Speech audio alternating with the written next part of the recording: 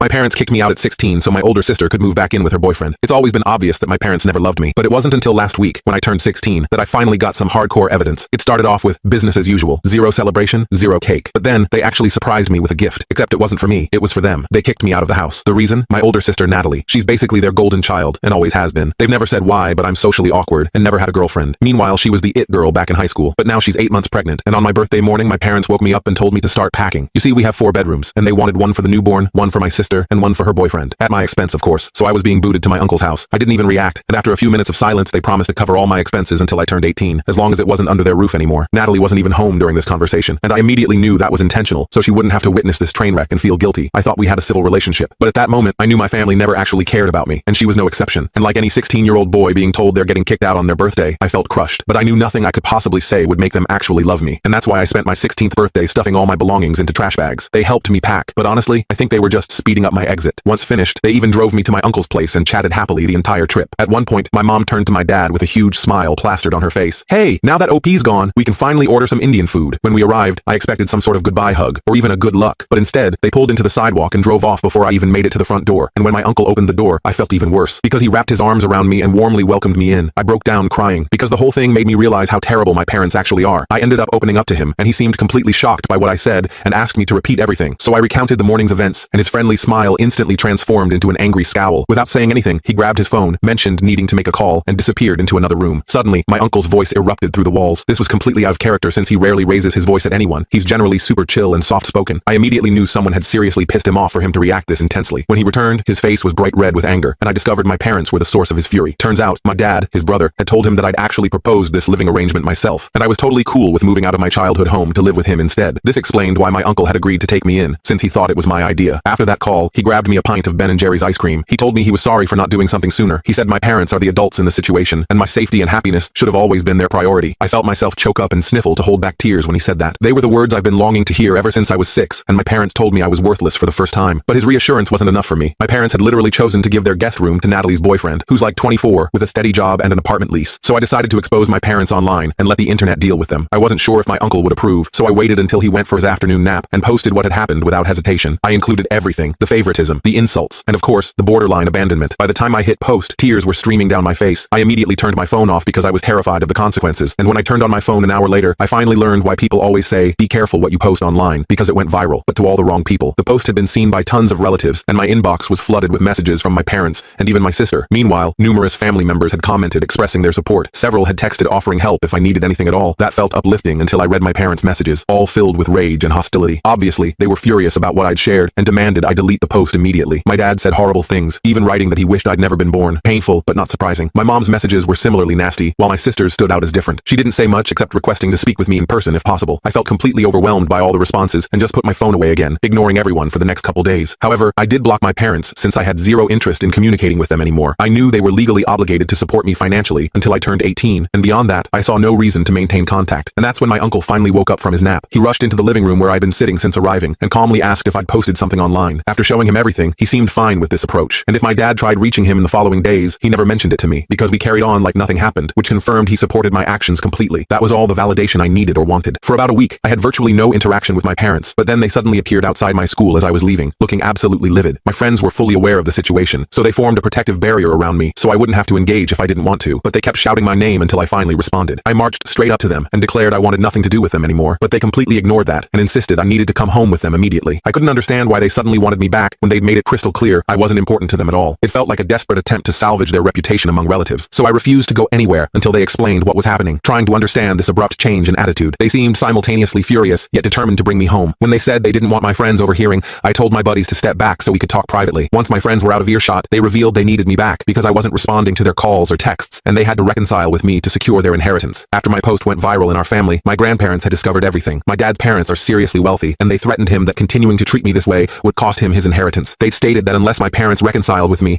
treated me better, and ensured I felt loved and cared for, whatever my father was supposed to inherit would go to my uncle instead, since he was taking care of me without obligation. My dad couldn't afford losing this inheritance. We're talking serious money here. My parents earn decent combined incomes themselves, but honestly, in their position, I'd probably want that inheritance too. The difference is, I would have had enough sense not to make it seem like they were doing me a favor by taking me back, because this wasn't about me at all, just their own financial interests. Even then, they lacked the basic intelligence to at least pretend they genuinely wanted me home, so I told them I couldn't care less about their inheritance, and walked away without listening to another word. word, ignoring their shouts as I left. I caught the bus back to my uncle's place and described the school confrontation, which annoyed him too. To prevent future incidents, he's contacted his attorney about changing my custody arrangement. Legally, my parents still have rights over me, and that needs changing if I'm going to permanently live with my uncle. I also called my grandparents to thank them for intervening, but explained I genuinely didn't want to return to my parents, because after just a few days with my uncle, I finally felt free for the first time. Living with my parents had been suffocating, and despite constantly hoping things would improve, they never did. My grandparents live in a different state, so we rarely meet, but during family gatherings and holidays, my parents always behaved perfectly, so my grandparents never witnessed how I was treated at home. It wasn't outright cruelty, but constant indifference and dismissal. Everything appeared normal superficially, but anyone spending a few days with us would notice how they basically pretended I didn't exist, while focusing entirely on my sister. After her pregnancy, it worsened dramatically, and I became completely invisible. I explained all this to my grandparents, who assured me that if living with my uncle was what I wanted, they'd make it happen. If my parents surrendered their rights, my grandparents would ensure all my needs were covered. I felt optimistic after that conversation because things were finally improving, but that didn't last long when I received an email from my dad several hours later. It wasn't hateful or cruel, just disappointingly manipulative. He claimed I shouldn't have publicly posted about the situation when my grandparents would have heard about it anyway through my uncle. Now, beyond my grandparents' anger, they face massive backlash from relatives and social isolation, which he considered unfair. He mentioned some colleagues discovered the post since it appeared in their feeds when he was tagged. This created problems at his workplace, and according to him, my actions caused unnecessary drama in their lives. So AIT for posting about how my parents forced me out on my 16th birthday to give my pregnant sister's baby my bedroom. Update 1. Before sharing what happened next, thank you everyone for taking time to comment on my post. Your supportive words mean everything to me right now. Addressing questions about why I hadn't left before and waited for them to kick me out, especially with my grandparents and uncle willing to help. The truth is, I wasn't treated with outright cruelty. Like I mentioned earlier, I wasn't actively abused, just consistently ignored and treated as unwanted. That's definitely a form of mistreatment, but in my mind, I was grateful I wasn't being physically hurt or verbally attacked. I had shelter and food, so I convinced myself I was fine and didn't need to feel loved or valued. I'd normalized the neglect so completely that I didn't even recognize it as abnormal anymore. As for why I never reached out to extended family for help, I honestly didn't want to burden anyone. I constantly worried about what would happen if they refused, and my parents discovered I'd asked. That would have made my home situation way worse, since my folks are obsessed with appearances. That's why I kept everything bottled up and suffered quietly. My uncle never offered to take me in because he didn't want to offend my parents, plus he wasn't sure I'd even want to live with him. So while this didn't happen earlier, the way things unfolded organically probably worked out better in the end. It came late, but hey, better late than never, right? He's currently working with a lawyer to transfer custody rights to him, which is going to be a massive battle now that inheritance money is involved. But even if this goes to court, my grandparents and uncle have promised to back me completely. My uncle's been super apologetic since I arrived because he's finally realized how neglected I was at home and feels terrible for never addressing it because he thought it wasn't his place to interfere. At least everything's out in the open now with my family, and I'm feeling more hopeful about my future. Now, about my sister Natalie. In my original post, I mentioned she texted asking to meet in person, but I ignored her message because I didn't know how to respond. She'd never been directly cruel to me. She just adopted our parents' distant behavior. Throughout my life, she remained aloof, but on the rare occasions we did interact, she was generally pleasant. I assumed the whole kick me out for her boyfriend and baby plan was her idea, which felt like she was finally showing her true colors by actively harming me, so I ghosted her message completely. Our relationship was always awkward and tense, but I still preferred her to our parents since she'd at least be decent whenever we actually spoke. It wasn't her fault our parents favored her so obviously. So 3 days ago when she texted again asking me to visit, I decided to call and ask why she wanted to see me. I refused to go back to my parents' house where I assumed she'd be, but surprisingly, she told me she was staying at her boyfriend's apartment. She wasn't feeling well enough to go out due to the pregnancy, so she asked if I'd come over to discuss everything happening with our family. She mentioned having several important things to tell me face to face. Out of pure curiosity, I decided to visit. When I arrived, she immediately apologized for never defending me, even though she clearly knew our parents played favorites and consistently dismissed me. They constantly ignored my achievements while celebrating hers, and I was transparently the unwanted child, but she never tried fixing that. She admitted she just felt too uncomfortable confronting our parents, so she let it continue. Since I seemed to be handling the treatment okay, she felt less responsible to speak up. Now she realized how messed up the whole situation was and genuinely wanted to make amends. She also revealed that our parents never discussed the living arrangements with her at all. She was completely blindsided learning they'd kicked me out to accommodate her baby and boyfriend, claiming she had absolutely no idea this had happened. She never requested any such arrangement. Her actual plan was to stay with our parents only until the baby was a couple months old before moving in with her boyfriend. She'd wanted to move out sooner, but stayed solely because our parents begged her to. However, after reading my post, she realized she couldn't continue enabling their behavior and moved out within a week. This sparked a massive fight with our parents, who insisted she was making a terrible decision. They're currently not even speaking because they accused her of being ungrateful and selfish, none of which is true since she never promised them anything. They just made assumptions. So all that drama was ultimately pointless since my parents ended up losing both their kids. At least she apologized for being a crappy sister in person generally, which I forgave because holding on to bitterness wasn't going to help me heal. We cleared the air completely, and she promised the same thing my uncle did, that from now on,